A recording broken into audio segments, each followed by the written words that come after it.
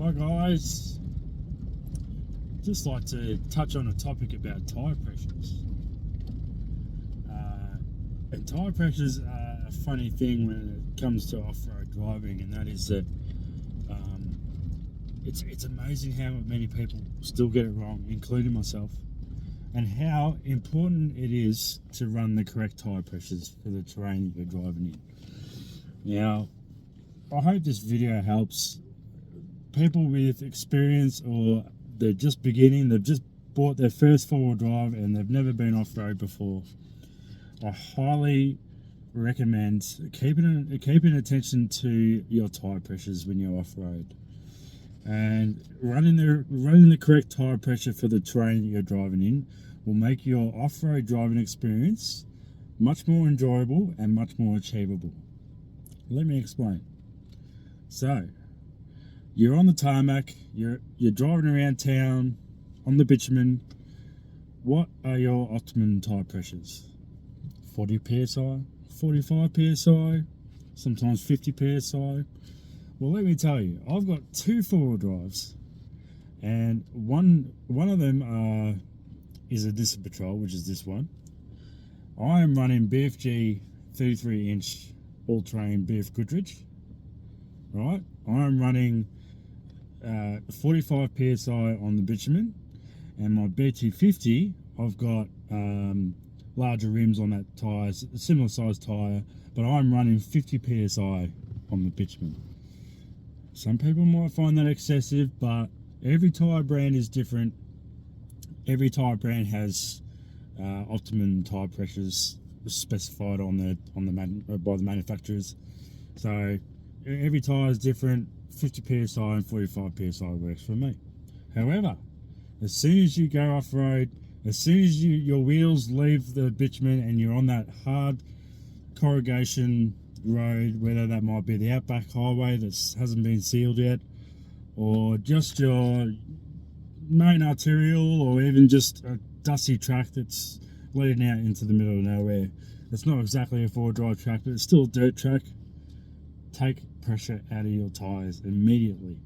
Why? Well, when you're driving over corrugations, it gets very bumpy.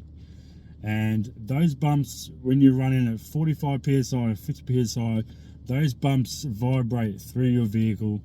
It shakes you to pieces. It shakes the vehicle to pieces. Components fall off. I've seen suspension components under the vehicle, structural suspension components snap off. Chassis damage, you name it.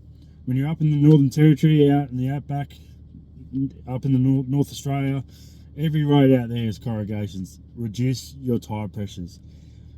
When you reduce your tyre pressures, you increase your overall tyre footprint on the ground, where that tyre meets the ground at all times, but also acts as a cushion by suppressing that tyre down, and it becomes softer. And when you drive over those bumps, it just suppresses all the bumps, and it makes makes the vehicles glide over those corrugations much easier. So, for example, I'm on this dirt road now, a few corrugations, a few potholes. 45 psi is not comfortable, and you will only know by doing it. I suppose it takes a bit of experience to know what I'm talking about here. But as soon as you hit the dirt road, take pressure out of your tyres. What I'm running right now is 26 psi. The reason I choose 26 psi is sometimes these outback, not four-wheel drive tracks, but dirt tracks, have bitumen sections where you need to drive across it. And anything lower than 26 psi isn't really a good tyre pressure for driving on the bitumen. It's not very good for the tyre. So 26 is a good sort of in-betweener. It takes the bumps out of the corrugations, and it also gives me that versatility of going back on bitumen if I need to for short periods of time. However, as soon as you hit some of those harder off-road tracks, guys, don't be afraid to go down to 15 psi or even lower. You can go down as low as 12 without any issues. Be mindful though when you go down to some of those pressures like 12 psi, if you're running standard rims that aren't what they call beadlock rims, you can very easily pull that tyre off the rim when you're going over obstacles. So just be careful when you're going over obstacles at those pressures. However, going over obstacles at those pressures will make the driving experience much more achievable. You're not slamming the gas so hard. You're not spinning the tyres so much. Believe me, it takes the vehicle a long way by taking pressure out of your tyres. So when I'm doing the harder off-road tracks, I sit between 15 to 20 psi. If it gets really wet and slippery clay kind of material, I'll go down to 12 psi. And guys, when you get on the beach, when you get on the sand, the really soft sand like Fraser Island or some of those beach drives up in Robe, whatever it might be, sand dunes, get those tyres down to 8 psi. Between 8 and 10 psi is a good number. You can go lower. 6 psi is still okay. I personally run 6 psi on the sand with no issues at all. But then again, just be careful of rolling the rim off the tyre at those pressures. You can do that when you're going around corners quickly, so just be mindful of that.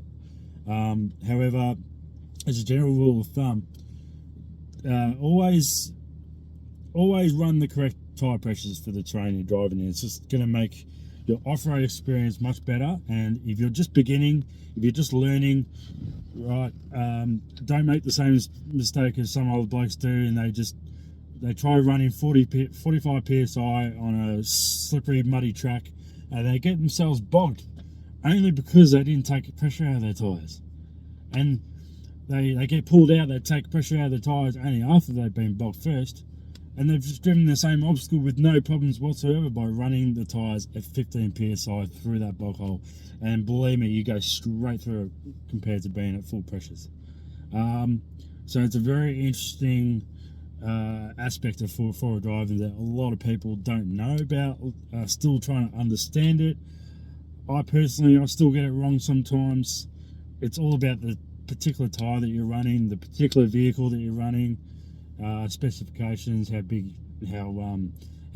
thick your side walls are, and what the optimum tyre pressures are on that tyre.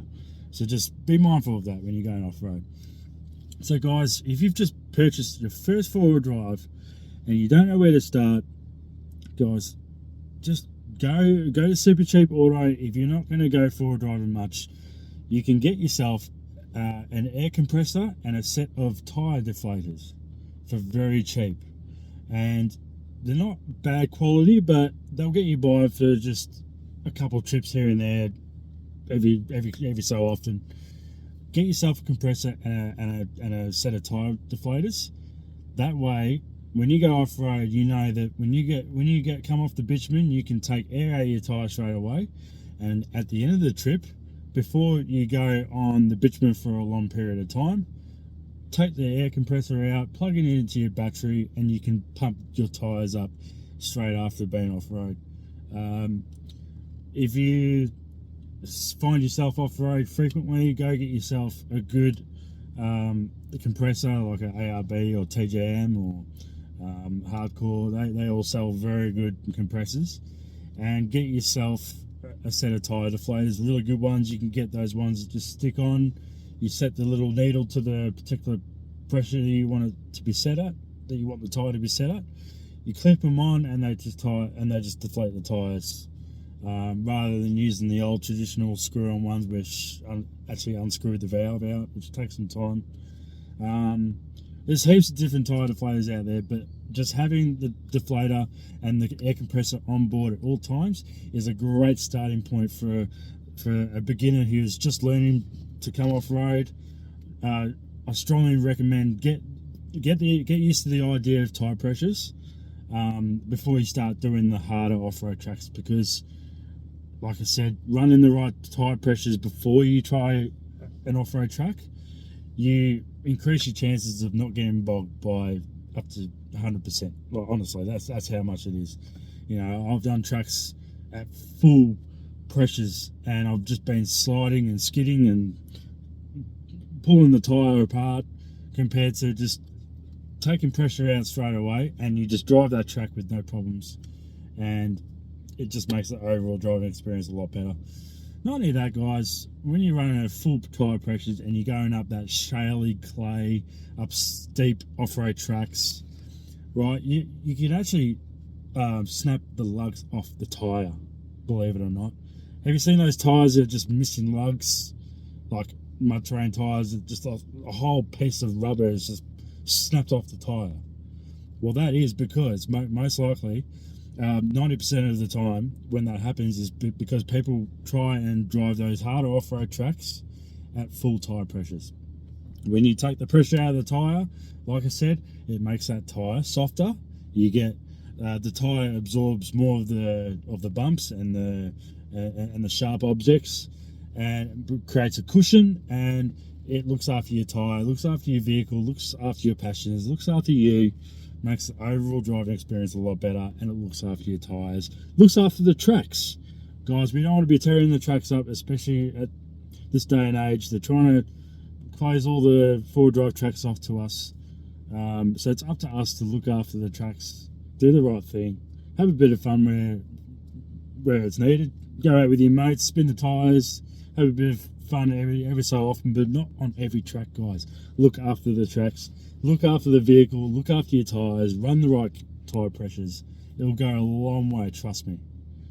So guys, I really hope you've learned something from this, and please go get yourself a set of tyre deflators and an air compressor before you go off-road. It will go a long way. So guys, drive safe, and I'll see you on the next one.